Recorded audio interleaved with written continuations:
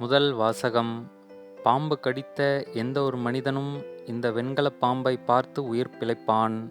எண்ணிக்கை நூலிலிருந்து வாசகம். அதிகாரம் 21, இறைவசனங்கள் 4 முதல் 9 முடிய.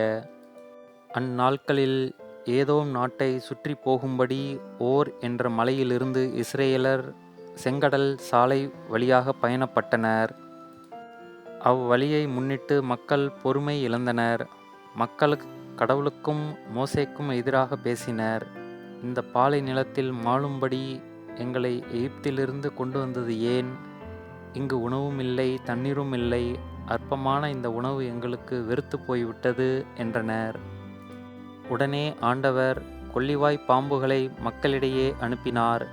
அவை கடிக்கவே இஸ்ரேல் மக்களில் பலர் மாண்டனர். அப்போது மக்கள் மோசேயிடம் வந்து, நாங்கள் பாவம் செய்துள்ளோம். நாங்கள் ஆண்டவருக்கும் உமக்கும் எதிராக பேசியுள்ளோம். அவர் இந்த பாம்புகளை அகற்றிவிடும்படி நீர் ஆண்டவரிடம் வேண்டிக் கொள்ளும் என்றனர். அவ்வாறே மோசே மக்களுக்காக மன்றாடினார். அப்போது ஆண்டவர் மோசேயிடம் கொள்ளிவாய் பாம்பு ஒன்றை செய்து அதை ஒரு கம்பத்தில் பொறுத்து, கடிக்கப்பட்டோரில் இதை பார்க்கிற ஒவ்வொருவனும் பிழைப்பான் என்றார். அவ்வாறே மோசே ஒரு வெண்கலப் பாம்பை செய்து அதை ஒரு கம்பத்தில் பொருத்தினார். பாம்பு கடித்த எந்த ஒரு மனிதனும் இந்த வெண்கலப் பாம்பை பார்த்து உயிர் பிழைப்பான். இது ஆண்டவரின் அருள்வாக்கு. இறைவா, உமக்கு நன்றி. நற்செய்தி வாசகம். நீங்கள் மானிட மகனை உயர்த்திய பின்பு இருக்கிறவர் நானே என்பதை அறிந்து கொள்வீர்கள். யோவான் எழுதிய தூய நற்செய்தியிலிருந்து வாசகம்.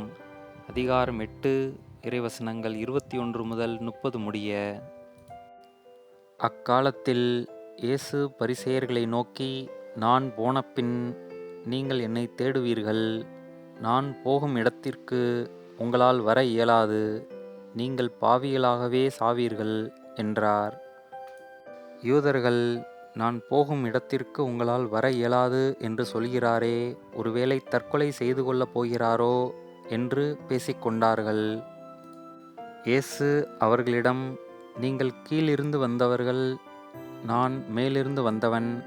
நீங்கள் இவ்வுலகை சார்ந்தவர்கள், ஆனால் நான் இவ்வுலகை சார்ந்தவன் அல்ல. ஆகவேதான் நீங்கள் பாவிகளாகவே சாவீர்கள் என்று உங்களிடம் சொன்னேன். இருக்கிறவர் நானே என்பதை நீங்கள் நம்பாவிடில் நீங்கள் பாவிகளாய் சாவீர்கள் என்றார். அவர்கள், நீர் யார் என்று அவரிடம் கேட்டார்கள். அவர், நான் யார் என்று தொடக்கத்திலிருந்தே சொல்லி வந்துள்ளேன். உங்களை பற்றி பேசுவதற்கும் தீர்ப்பிடுவதற்கும் பல உண்டு. ஆனால் என்னை அனுப்பியவர் உண்மையானவர். நானும் அவரிடமிருந்து கேட்டவற்றையே உலகுக்கு எடுத்துரைக்கிறேன் என்றார். தந்தையை பற்றியே அவர் பேசினார் என்பதை அவர்கள் உணர்ந்து கொள்ளவில்லை. இயேசு அவர்களிடம், நீங்கள் மானிட மகனை உயர்த்திய பின்பு இருக்கிறவர் நானே. நானாக எதையும் செய்வதில்லை, மாறாக தந்தை கற்றுத்தந்ததையே நான் எடுத்துரைக்கிறேன் என்பதை அறிந்து கொள்வீர்கள். என்னை அனுப்பியவர் என்னோடு இருக்கிறார். அவர் என்னை தனியாக விட்டுவிடுவதில்லை. நானும் அவருக்கு உகந்தவற்றையே எப்போதும் செய்கிறேன் என்றார். அவர் இவற்றை சொன்னபோது பலர் அவரிடம் நம்பிக்கை கொண்டனர். இது கிறிஸ்துவின் நற்செய்தி. கிறிஸ்துவே, உமக்கு புகழ்.